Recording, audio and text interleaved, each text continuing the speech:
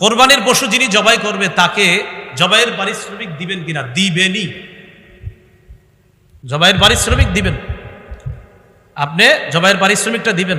আমার বয়ান শুনে অনেকে হয়তো কমেন্ট করতে পারে যে হ্যাঁ মনে হয় এর জন্য কইছে। আমি আমার জিন্দিগিতে 2টা পশু করে করছি, মাত্র জবাই করছি, জিন্দিগিতে 2টা পশু।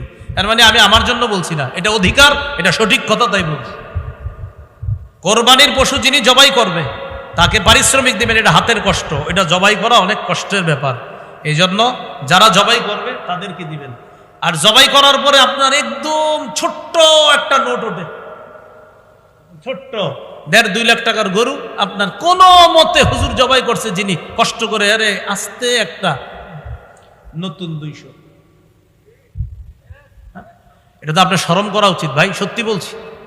হ্যাঁ, আপনার শরম লজ্জা থাকা উচিত, এটা শরম লজ্জা থাকা উচিত।